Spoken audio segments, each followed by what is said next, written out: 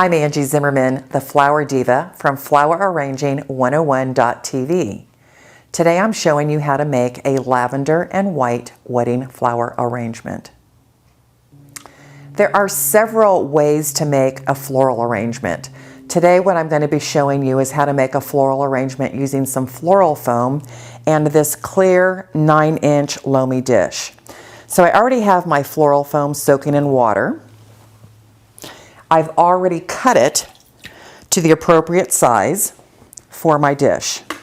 So what you want to do is place your floral foam in the center of the dish, and then you want to make sure that it's secure. So we secure it by using what's called bowl tape, B-O-W-L tape. This is what happens to be a clear bowl tape. It also comes in green and it also comes in white, but because this is a clear dish, I'm going to use the clear tape so that we cannot see it. If you are using a different colored dish, and these do come in different colors, you could certainly use the green.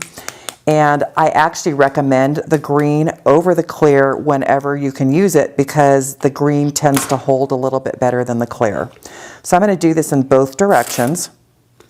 And if you notice, I'm kind of overlapping, particularly with this clear tape, because it sticks better to itself than it does to anything else. The next step is to start with your greenery. So I have two different types of greenery that we'll be using today. This is called Salal, S-A-L-A-L, or lemon leaf. I know it doesn't make any sense, but it's funny because when I order this, I actually order lemon, not lemon leaf, not Salal, just plain lemon. And in the industry, we all know what this means. But technically, the botanical name is Salal. So I have that greenery, and I also have some leather leaf greenery, which is a fern, probably one that you're more familiar with, that you've seen more often.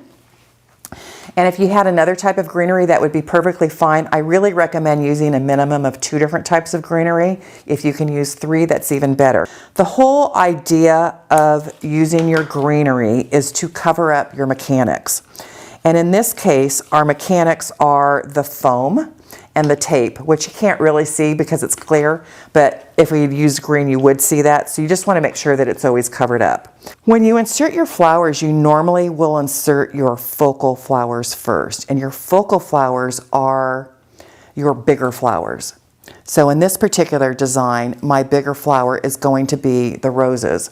These are beautiful roses, and I've let them start to open, which makes them even bigger.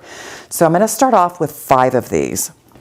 So I'm going to go ahead and cut this flower shorter, and it's important that you cut your flowers at an angle and with very sharp clippers. If you know how to use a florist knife, you could certainly use that to cut your stems as well, but I actually recommend using the clippers. They're a little safer. And I'm going to go ahead and kind of follow that same 5 points. So I'm going to put 4 roses around the edges, and then 1 and maybe 1 more. I might add 6 up to the top. And then I'll stand back and reassess and see whether I need to add anything else. So I went and ordered this lavender lisianthus. I think this is a beautiful lavender colored flower. I also ordered lavender carnations. So I'm going to follow the same structure. A lisianthus has usually a nice open flower and then a lot of buds on it. The buds are great for texture, but I won't necessarily use this all as one piece. So I'm going to cut off a piece of the floral first and go ahead and insert that in between my roses. With a carnation, they have what are called nodes, where you could see like pieces of the stem are jointed together. It's important when you cut this carnation that you do not cut it on that node. As always, give your flowers a nice slanted cut, because that's the drinking surface. And any foliage that might go below a water line or into the floral foam should be removed. The other funny thing about carnations, you know, they come in and they aren't always fully blown open. They're still a little bit tight. This one happens to be a little bit tight. So to make this open more, we do something that's called petting the carnations. And you literally pet it open. This makes it a little bit fuller. So now I'm going to start inserting these carnations. Again, I'm going to keep following that same pattern that I started with, but moving my arrangement so that the flowers are always ending up in a slightly different place. The idea is when I'm finished with this, you want this to be full of flowers. I would highly recommend that you spray this with a little bit of water. Just a misting type sprayer is fine. If you have the luxury of having a floral supply store nearby, they actually sell product that's made to hold the moisture in the flowers. Floral Life is what it's called, and I would recommend that you use something like that. But if not, just a misting of water is perfect. If this needs to last for a while, it's really important that you be able to refrigerate this. And if you're going to refrigerate this and you're using your home refrigerator, make sure that your home refrigerator is free of fruits and vegetables, because flowers and fruits and vegetables mixed together are not a good combination in an enclosed space.